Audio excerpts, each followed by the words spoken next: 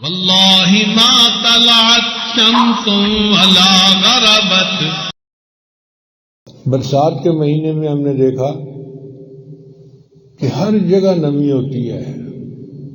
بارش تو باہر ہوتی ہے لیکن گھروں کے اندر جو پیٹیوں کے اندر لحاف تلائیاں پڑی ہوتی ہیں وہ بھی ٹھنڈی ہوتی ہیں اور نمی ہوتی ہے ان میں.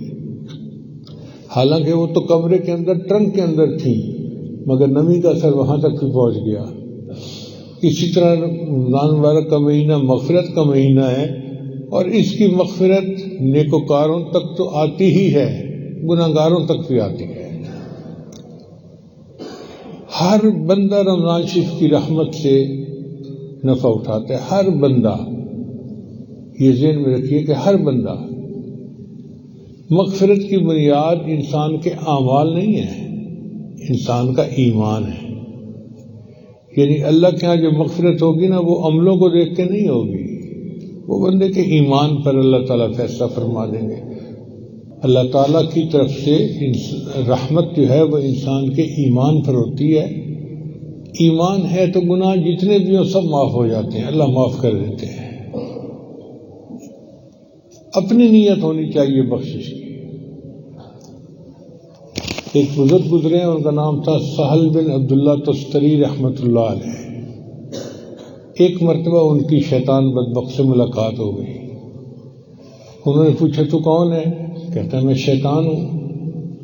کہنے لگے توبہ توبہ توبہ، تو بدبخت. کہنے لگا مجھے بدبخت کیوں کہتے ہو؟ میری بھی مغفرت ہو جائے گی. اس کا تیری مغفرت کیسے ہوگی؟ کہنے لگا اللہ نے قرآن مجید میں فرمایا ان رحمتی وسعت کل شیء، میری رحمت تو ہر چیز پر وسیع ہے اور میں بھی تو شے ہوں نا، لا شے تو نہیں ہوں. تو جب میں شے ہوں تو میری مغفرت ہو سکتی ہے. ان کا کہ تیری مغفرت تو ہوگی اگر تیرے اندر ایمان ہوگا، ایمان تو ہے نہیں. کہنے لگا یہ تم رحمت کو مقید کر رہے ہو، اللہ تعالیٰ کی رحمت تو عام ہے. تو بات تو ٹھیک ہے، اللہ کی رحمت عام ہے. جواب اس کا یہ ہے کہ اللہ کی رحمت تو عام ہے لیکن اگر کوئی اس میں داخل ہی نہ ہونا چاہے اس کا کیا علاج ہے؟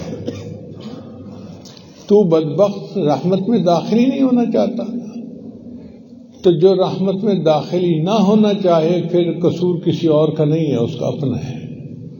اور جس کو رحمت کی امید ہو تو اللہ تعالیٰ اس کی مغفرت فرما دیتے ہیں. یہ رمضان مبارک کا مہینہ ہے ہی گناہوں سے دھونے کے لیے.